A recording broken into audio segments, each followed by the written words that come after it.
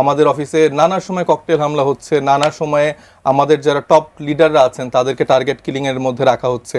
আমরা বারবার বলেছিলাম যে জুলাই সনদ বাস্তবায়নের জন্য যেন কাজ করা হয়। যে বিষয়টি জানতে চাইবো যে একটা নির্বাচনের সামনে স্বাভাবিকভাবে জোট হয়ে থাকে, কিন্তু এনসিপির সাথে জামাতের জোট যতটা আসলে আলোচিত হচ্ছে, যেটা আর কোনো জোট নিয়ে আসলে এতটা আলোচনা জন্ম দেয়নি, আপনার কাছে কি মনে হয় যে জামাতের সাথে জোটে যাওয়ার জন্য এনসিপি আসলে কোন বিশেষ সুবিধাগুলো পাবে যেটা অন্য কারোর সাথে গেলে পেত না? নতুন রাজনৈতিক বন্দোবস্তে আমরা আসলে কীরকম প্রতারণা করেছি জাহিদ ভাইয়ের কাছে আর কি শুনছিলাম। তো আমি এই ব্যাপারে একটু উল্লেখ করতে চাই। প্রথমে আমরা কিছু টার্গেট অডিয়েন্স তৈরি করেছি। প্রথমে আমরা আওয়ামী লীগ বিরোধিতা করেছি, আমরা এনটি ভারত একটা সেন্টিমেন্ট ক্রিয়েট করেছি, আবার একটু আপার ক্লাসের জন্য আমরা তৈরি করেছি সংস্কারের বিষয়টা, যেটা আসলে আমরা কোনোটাই ওন করি না, যেটা ভাইয়ের মতামত। এখন আমি বলতে চাই যে ভাই তো একটা কমিশনের সদস্য ছিলেন, নির্বাচন সংস্কার কমিশনের। তো সেই নির্বাচন সংস্কার কমিশনে তারা যে প্রস্তাবনাগুলো দিয়েছিল তা কতটুকু আমলে নেওয়া হয়েছে এবং কতটুকু বাস্তবায়ন হয়েছে সেটা আমি একটু তার কাছে জানতে চাই। এবং নতুন রাজনৈতিক বন্দোবস্তর একটা উদাহরণ আমি দিতে চাই, যে ধরেন যে আমরা আমাদের ইলেকশন ক্যাম্পেইন থেকে শুরু করে ফুল যেভাবে সাজাচ্ছিলাম, আপনি শরীফ ওসমান হাদি আমাদের সহযোদ্ধা, তার ক্যাম্পেইনের ডিজাইনটা আপনারা দেখেছেন। তার কাছে টাকা নাই, তার কাছে মাসেল পাওয়ার নাই, তার কাছে মিডিয়া বা প্রশাসনেরও সেই সাপোর্টটা নাই। সে একা তার কিছু আইডিওলজি দিয়ে, তার কিছু জনমুখী চিন্তা দিয়ে সে লড়াইটা করছিল, এবং সেখানে আমরা দেখতে পেয়েছি মানুষ কিভাবে তার সাথে কানেক্টেড হয়ে তার এই ক্যাম্পেইনটা চালাচ্ছিল। তো মোটা দাগে এই ফরম্যাটটাকে আমরা মনে করি যে একটা নতুন রাজনৈতিক পরিবর্তনের একটা ধারা। এনসিপি থেকে যারা নির্বাচন করতে যাচ্ছে তারা কি শরীফ ওসমান হাদি সেই মডেলটাকে ফলো করছিল? আমরা মোরললেস আমরা সেই মডেলটাই ফলো করার প্ল্যান করে আমরা আগাচ্ছিলাম। এবং সেই জায়গা থেকে দেখেন তা মানে আমাদের সিনিয়র জাহিদ ভাইদের মতো যারা বিভিন্ন সময় অনেক জ্ঞান কর্মমূলক আলোচনা করেন, চিন্তা দিয়ে যুক্তি দিয়ে কথা বলেন, কিন্তু বাস্তবিক অর্থে তাদের ভূমিকাটা আমার কাছে আসলে জুলাই গণঅভ্যুত্থানের পরে আমি আসলে খুবই আহত হয়েছি। তাদের ভূমিকাটা আমার কাছে মনে হয়নি যে সেইভাবে আসলে তারা কোনো ফলপ্রসূ ভূমিকা তারা রাখতে পেরেছেন। এবং শুধু বিশেষ করে আহত হয়েছে যেহেতু জাহিদ ভাই আছে। হ্যাঁ, এটা আমি ওনার কাছে তো শুনবো, আমি আরো বলে নেই। এছাড়াও আরো যারা পলিটিশিয়ানরা আছেন, বিএনপি বলেন, জামাত ইসলামী বলেন, মানে কেউই কিন্তু আসলে তরুণদেরকে যে একটা সেফ স্পেস করে দেয়া সেটা কেউ করে দেয়নি। তারা সবাই তরুণদেরকে একরকম শত্রু বানিয়ে রেখেছিল। মানে কে কতটুকু দুর্নীতিবাজ, কে কতটুকু মানে ক্ষমতার মানে নিয়ে চর্চা করছে, এইগুলা নিয়েই প্রত্যেকটা দল আসলে ব্যস্ত ছিল তরুণদেরকে এরকম করে ভিলিফাই করার জন্য।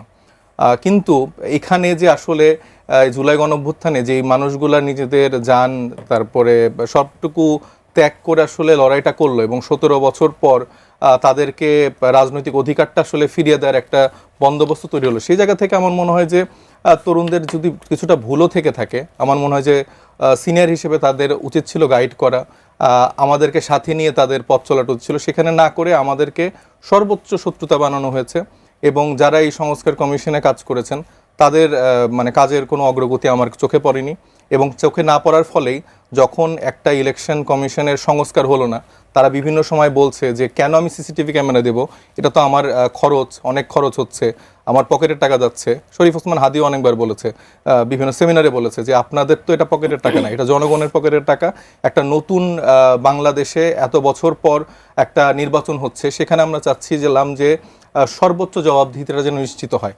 তো সেই জবাবদিহিতা নিশ্চিত করার জন্য তারা এই জায়গাটাও রাখছে না। সিসিটিভি ক্যামেরা থাকলে যে কোনো নাগরিক তার জায়গা থেকে আসলে এটা মনিটর করার কিন্তু একটা সুযোগ থাকছে। আপনারা যারা মিডিয়া কর্মী আছেন তারা কিন্তু একটা অ্যাক্সেস থাকা উচিত সব সময়, একটা নির্দিষ্ট টাইম সেখানে অ্যাক্সেস দেয়া, সেখানে কিন্তু অনেক মানে ইলেকশন ইঞ্জিনিয়ারিং করার সুযোগ থাকে। তো সেই শরীফ ওসমান হাদির ঘটনা বারবার উল্লেখ করছি যে তার যে চিন্তাগুলো সেটা সামগ্রিকভাবে জাতীয় নাগরিক পার্টির অনেক ক্ষেত্রেই মেলে এবং আমরা অনেক ক্ষেত্রেই এই চিন্তার জায়গাটা অ্যালাইন করি।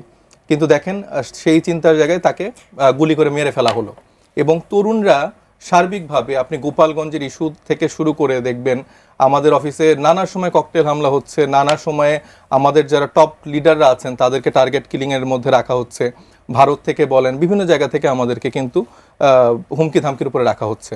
তো এই সময়ের মধ্যে আমাদের এই জোটটা কিন্তু মানে শুধুমাত্র সিটের জন্য জোট তা কিন্তু না। এই 8 দলের সাথে যখন ঐকমত্য কমিশনে আলাপ আলোচনা চলছিল তখন কিন্তু আমাদের একসাথে কিন্তু একটা সিটিং বা মিটিং অ্যারেঞ্জ হয়েছিল এবং সেখানে আমাদেরকে প্রস্তাবনা দেওয়া হয়েছিল নাহিদ ইসলামকে প্রধান করে 9 দলের একটি জোট করা হবে এবং সেখানে সেই সময়ে যদি এই জোটটা হতো আমরা এক দেশের উপরে সিট কিন্তু সেখানে অ্যাজ এ আমাদের সাথে যেহেতু জোটটা হচ্ছে এটা আমরা ইজিলি কিন্তু নিতে পারতাম, কিন্তু আমরা কিন্তু সে সময়ে সেই সিটের কিন্তু আলাপটা আমাদের ছিল না। আমরা বারবার মানে পরিকল্পনার জায়গা ছিল আমাদের জুলাই সনদ বাস্তবায়নের জন্য, যেখানে দেখবেন সব রাজনৈতিক দলগুলো কোনো আইনি ভিত্তি ছাড়া যেখানে স্বাক্ষর দিয়ে ফেললো, সেখানে একমাত্র জাতীয় নাগরিক পার্টি সেই জুলাই সনদে স্বাক্ষর দেয়নি এবং সেটার ফলশ্রুতিতে আমরা দেখতে পেলাম যে এইটার একটা আইনি ভিত্তি দেওয়ার জন্য একটা মানে জুলাই গণভোট বা এই কার্যক্রমের দিকে বর্তমান ইন্ট্রিম গভর্নমেন্ট আগালো। এবং আমরা বিএনপির সাথে যখন সেভারাল টাইম আলাপ করেছি, এটা অস্বীকার করার উপায় নেই যে বিএনপি বর্তমানে মানে ক্ষমতায় আসার মতো সেরকম একটা কম্পিটিটর হিসেবে তারা আছেন মাঠে এবং তাদের যে সার্বিক কার্যক্ষমতা এবং তাদের যে লোকবল সে অনুযায়ী তারা কাজ করে যাচ্ছে। তো সেখানে আমরা তাদের কাছে এক্সপেক্ট করেছিলাম বা আমাদের আলাপ আলোচনা যখন তাদের সাথে হয়েছিল আমরা বারবার বলেছিলাম যে জুলাই সনদ বাস্তবায়নের জন্য যেন কাজ করা হয় এবং আগামী পার্লামেন্টে যেন যে আমরা পরিবর্তনগুলোর জন্য বিশেষ করে যেই মৌলিক সংস্কারগুলোর কথা বলেছি সেটা যেন সর্বাধিক গুরুত্ব দিয়ে আসলে সেই জায়গাটা নিশ্চিত করা হয়। কিন্তু বিএনপির জায়গা থেকে সেই নিশ্চয়তাটা আমরা একেবারেই পাইনি এবং আমি দায়িত্ব নিয়ে বলতে পারি বিএনপির টপ টায়ারের নেতাদের থেকেই আসলে এসছে যে তারা আসলে ঠিক আগের পুরানো বন্দোবস্তটাকেই ফিরিয়ে আনতে চায়। জুলাই সনদে আপনারা সিগনেচার করেনি, কিন্তু বিএনপি করেছে, জামাত করেছে, কিন্তু আপনারা মনে করছেন যে বিএনপি আসলে জুলাই সনদকে ধারণ করবে কিনা নির্বাচনের পর সেটা নিশ্চয়তা নেই, কিন্তু জামাত করবে সেটা আপনারা নিশ্চিত যে জামাত সহ অন্যান্য যে রাজনৈতিক দলগুলো আছে তারা এই পরিবর্তনটা চাচ্ছে। আচ্ছা, এখন পর্যন্ত মনে হচ্ছে যে তাদের সঙ্গে আপনাদের এই জায়গাগুলোতে আসন ভাগাভাগির বাইরেও এই জায়গাগুলোতে মূলত এইটার কারণে, কারণ আমরা যখন একা লড়াই করছি জাহিদ ভাই থেকে শুরু করে আমাদের যারা সিভিল সোসাইটির লোকজন থেকে শুরু করে পলিটিশিয়ান যারা আছে তারা কেউ আসলে সাপোর্ট করছে না, তারা সবসময় এই গালিগালাজ করছে, এটা পারলো না কেন, হলো না কেন। কিন্তু আপনারা আমাদের জন্য তো কোনো পরিবেশই তৈরি করে দিলেন না। এই 17-20 বছর ধরে আপনাদের যে লড়াইটা হলো সেটার সার্বিক জানমালের মানে সবকিছু ফেলে দিয়ে আমরা যখন মাঠে লড়াই করলাম সেই জয়টা অর্জন করে দিলাম, আপনাদের দায়িত্বের জায়গা আপনারা কতটুকু পালন করেছেন?